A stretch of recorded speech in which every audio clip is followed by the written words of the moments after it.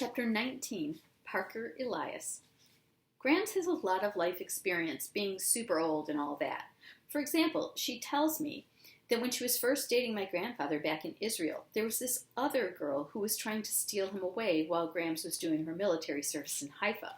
So Grams challenged this girl to an arm wrestling match, and the prize was Grandpa.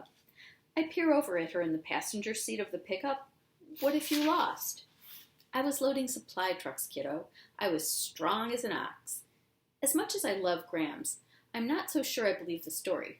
The last time she explained how she got rid of the girl who moved in on Grandpa, she said she backed over her Vespa with a Jeep.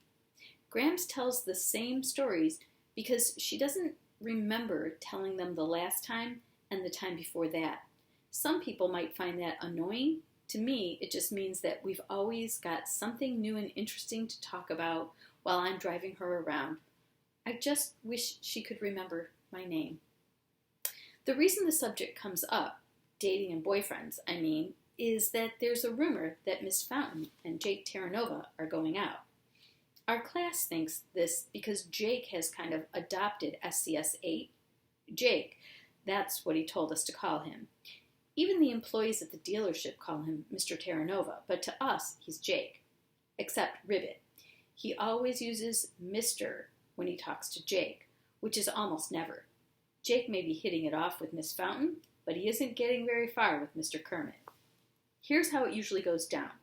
Jake shows up in room 117 to invite us to Terranova Motors so the mechanics can show us how windshield wipers work or how a battery supplies power to the starter. He has to come in person because Mr. Kermit's phone is so old that it would probably explode if it ever received a text. Meanwhile, Miss Fountain randomly walks in from 115. Oh, what a surprise! Mr. Terranova's here. She calls him Mr. Terranova, too. We're not fooled. He calls her Emma. From there, something always happens to connect our two classes. Maybe Vladimir starts squeaking because he hears Aldo's voice and won't shut up until Aldo goes over there. Or the 7th graders are just about to have circle time and we get in on that. Jake loves circle time, and whenever it's his turn to compliment someone, he always picks Miss Fountain. Mateo is confused. I thought Jake chose us because he wants to make up for the cheating scandal, not because of Miss Fountain. That's just his excuse, Barnstorm puts in wisely. Do you think it's the car? I muse. Jake rolls this really snazzy Porsche convertible that's got to be a lot of fun to drive. Of course it's not the car, Kiana retorts angrily. Miss Fountain isn't that kind of person. She wants a relationship. I don't understand how Kiana can know something like that, but whatever the reason, life is definitely better since Jake started hanging around. Everybody loves him, even Aldo, and Aldo hates everybody. Jake's more like another kid than an adult, but a kid who has a dream life with tons of money and no adults telling him what to do. He talks to me about cars, to Barnstorm about sports, and to Mateo about Game of Thrones. He talks to Elaine. I guess car dealers don't worry about being head-butted downstairs or tossed into garbage dumpsters. He talks to Kiana about practically everything. He asks Raheem's opinion on the art for the new ads for the Terranova Motors, and Raheem never so much as yawns when he's around. The only person Jake can't schmooze is Mr. Kermit.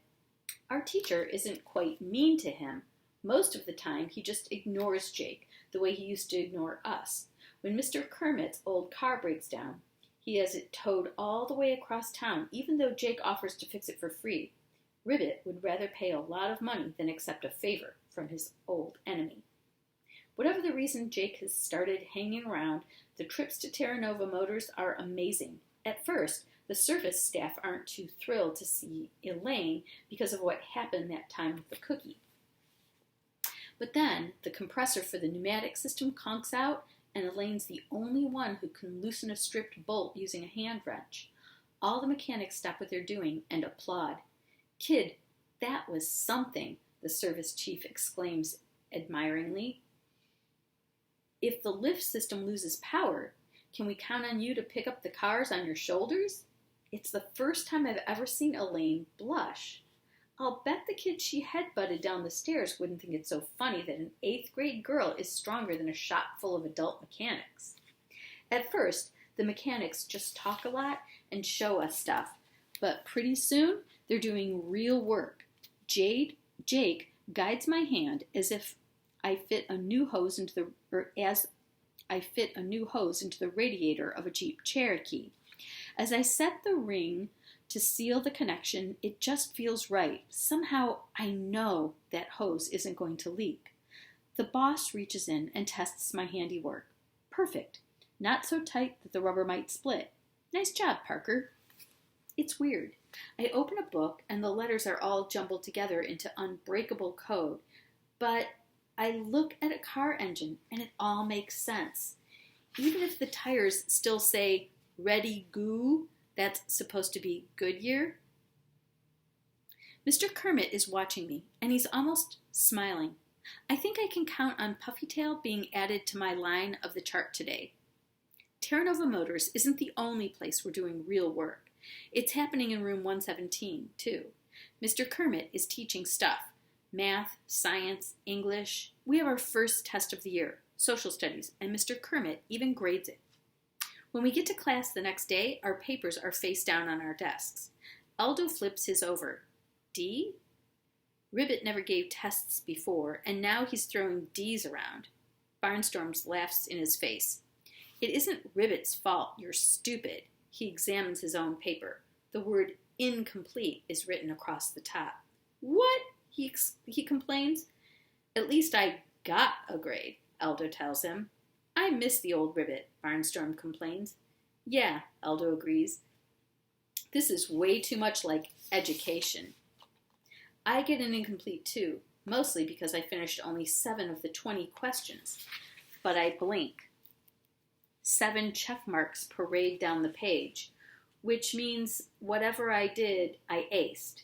I still got an incomplete, but the incomplete, dumb, but not incomplete, dumb, just incomplete, slow. It stinks to fail, whatever the reason, but I disagree with Aldo and Barnstorm that our class was better before. We'll be in high school next year. Will they have an SCS 9 for us, followed by SCS 10, SCS 11, and SCS 12? And then what? Sooner or later, something has to change. It might as well start now.